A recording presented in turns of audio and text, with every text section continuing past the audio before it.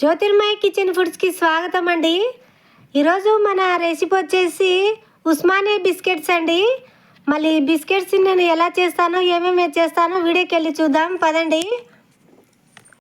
ఈరోజు మన రెసిపీ వచ్చేసి ఉస్మానియా బిస్కెట్స్ అండి. మళ్ళీ ఉస్మానియా బిస్కెట్స్కి కావాల్సిన ఇంగ్రీడియంట్స్ అండి ఇవి. మన ఇంట్లో ఉండే వాటితోనే మనము ఉస్మానియా బిస్కెట్స్ అనేది మనం ఈరోజు తయారు చేసుకుంటున్నాము.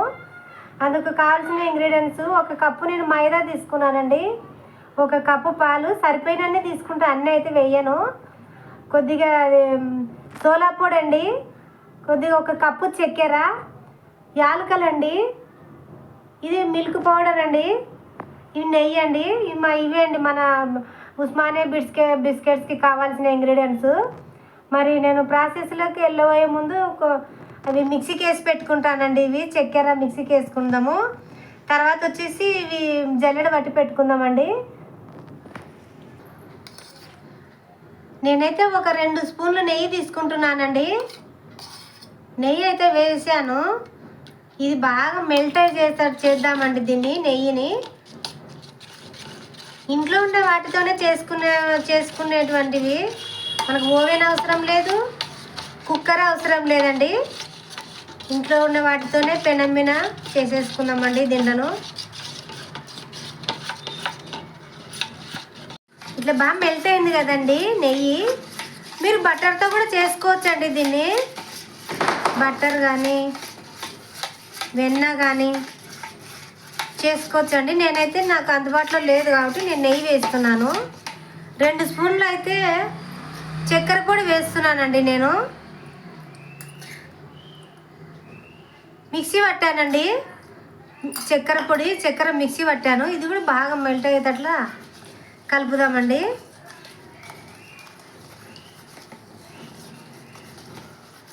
నేనైతే 1/2 కేజీ తీసుకున్నానండి పిండి, మైదా పిండి.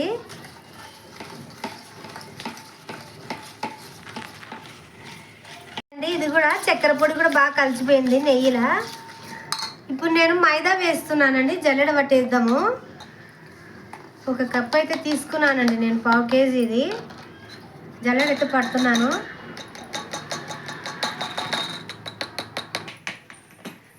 ఇట్లయితే మిక్సీ, అదే జల్లెడ మాత్రం కంపల్సరీ పట్టాలండి పిండి. ఏమన్నా ఉంటాయి కదా దాంట్లో.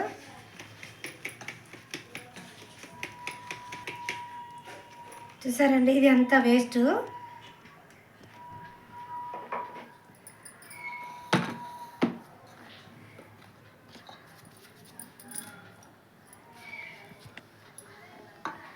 ఇందులో ఒక స్పూన్ నేను మిల్క్ పౌడర్ వేస్తున్నానండి.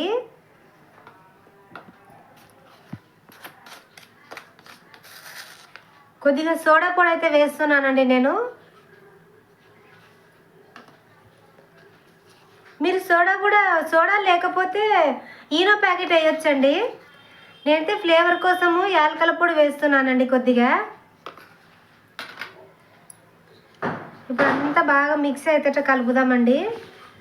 బాగా చపాతీ పిండి కన్నా కొంచెం గట్టిగా పిసుకోవాలండి దీన్ని.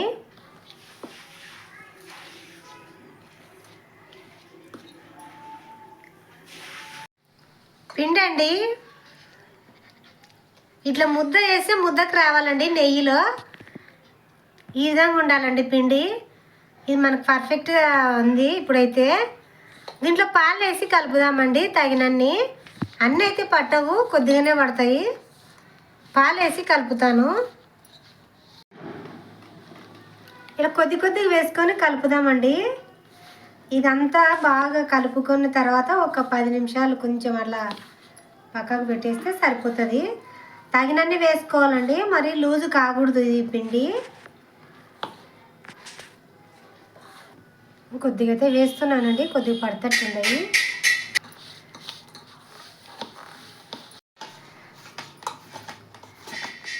ఈ విధంగా చేసుకోవాలండి పిండి. ఇట్లా ఫ్లఫీగా ఉండాలండి. ఈ విధంగా ఉంటే సరిపోతుంది. ఇట్లా ఇరిస్తే విరగాలండి అంతే. ఇట్లా అండి. ఇది పక్కన పెట్టుకున్నామండి మనము. దీన్ని చపాతీ పిండిలాగా బాగా చేసి పెట్టి ఇట్లా కొంచెం ఒక 5 నిమిషాలండి దీన్ని పక్కన పెడదాము. ఇలాగ మిగతా ప్రాసెస్ చూసుకుందామండి. నాకు ఓవెన్ లేదు, కుక్కర్ లేదు కాబట్టి నేను గిన్నెలో చేస్తున్నానండి బిస్కెట్స్. దీనికి కొద్దిగా నెయ్యి రాస్తున్నానండి. నెయ్యి రాసి బాగా అంతా ఇట్లా మెల్ట్ ఇట్లా చేసేద్దామండి. పూసి పెడదాం నెయ్యి.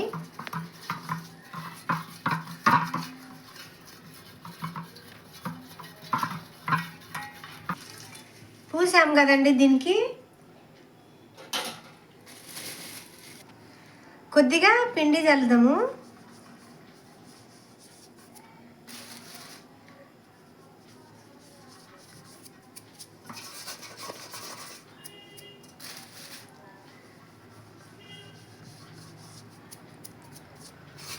ఇట్లా ఉంది కదా, ఇది మనం ఇట్లా పక్కన పెట్టుకుందాముగా. ఇప్పుడు మనము బిస్కెట్లు చేసుకుందామండి దీంతో. ఇంకా ఇది బాగా కొంచెం కలపాలండి. బాగా మెత్తగా కలిపేసి చూడండి, ఇట్లా తీస్తుంటే ఊడొస్తుంది. ఇట్లా గట్టిగా ఉండాలా పిండి.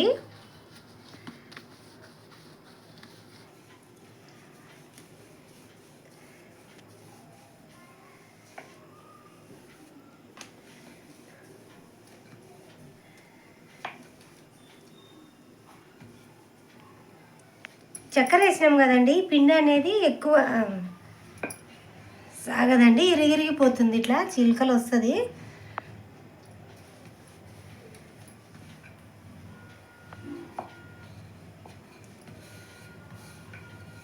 మరి పతలాగా ఉండకూడదండి, కొంచెం మందమే ఉండాలా.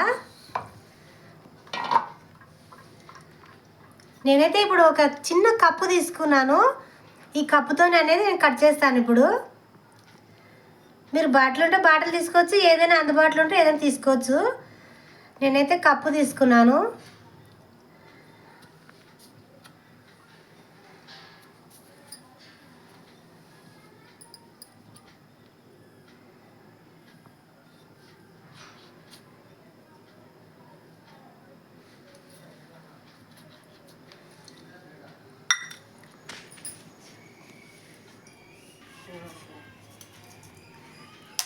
ఇట్లా ఉండాలండి మందం అనే బిస్కెట్ అనేది ఇట్లా ఉండాలా. ఇప్పుడు మనం పిండి వేసి పెట్టుకున్నాం కదా, దీని మీద సెట్ చేసుకుందామండి మనము.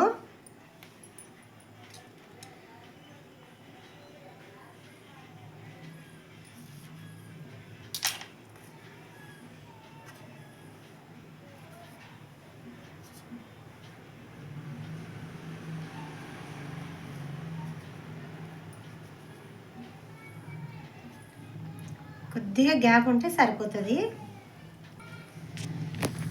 ఇలాగే అన్నీ చేసుకుందామని చెప్పు.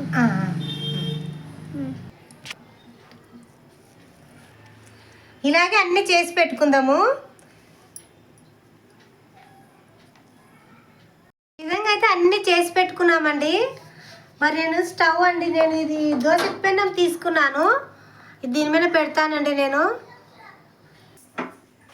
ఇదైతే దోశ పెన్నం పెట్టాను. నేను స్టవ్ అయితే వెలిగిస్తున్నాను.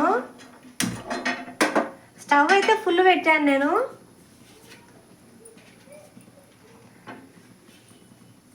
హై ఫ్లేమ్ మీద అండి 5 నిమిషాలు పెడదాము. తర్వాత స్లో ఫ్లేమ్లో 15 నిమిషాలు పెట్టాలి దీన్ని.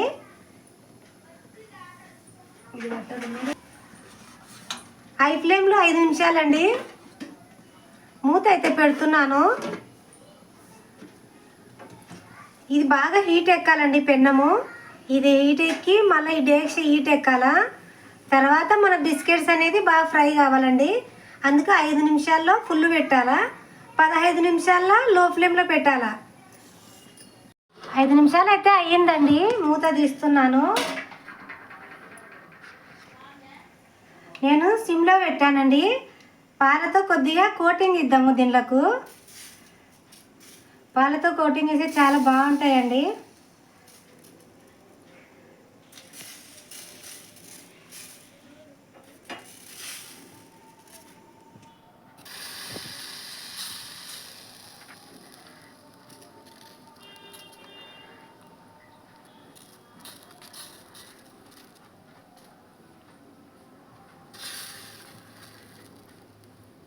మన ఇంట్లో ఏం లేకపోయినా చేసుకోవచ్చండి ఉస్మానియా బిస్కెట్స్.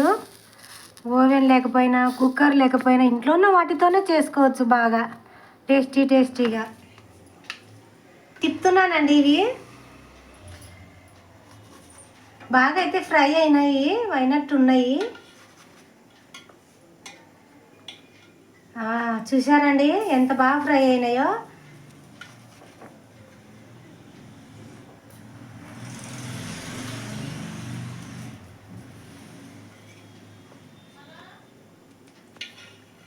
ఈ విధంగా ఫ్రై అయితే సరిపోతుంది. అన్నీ ఇట్లా తిప్పుకుందామండి. ఈ విధంగా అయితే తిప్పినాం కదా, మనం ఒక 5 నిమిషాలు మూత పెడదామండి. మళ్ళీ ఆ పక్క కూడా ఫ్రై కావాలి కదా. మూత అయితే పెడుతున్నా. ఒక 5 నిమిషాలండి. మన బిస్కెట్స్ అయిపోయినట్లేగా.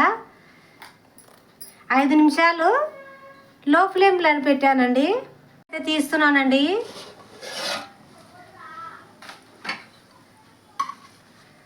బాగా అయితే ఫ్రై అయినాయండి. మళ్ళీ నేనైతే స్టవ్ బంద్ చేస్తున్నా. మన ఉస్మానియా బిస్కెట్స్ అయితే రెడీ అయినవి. మరి సర్వింగ్ బౌల్లోకి తీసేసుకుందామండి మనము. అయిపోయినాయండి మన ఉస్మానియా బిస్కెట్స్. టేస్టీగా చాలా బాగున్నాయండి. అట్లా ఇరిస్తే బాగా ఇరుగుతున్నాయి కూడా. చాలా టేస్ట్ అయితే ఉన్నాయండి. చాలా బాగా వచ్చినాయి. మనది ఓవెన్ కాదు కదా, మనం డేసలో వేసుకున్నందుకు ఇట్లా ఉన్నాయండి. ఓవెన్లో వేసుకుంటే ఇంకా చాలా బాగా వస్తాయి. అయిపోయినాయండి. మళ్ళీ ఈ వీడియో కనుక మీకు నచ్చినట్లయితే లైక్ చేయండి, షేర్ చేయండి, సబ్స్క్రైబ్ చేయండి ప్లీజ్ అండి.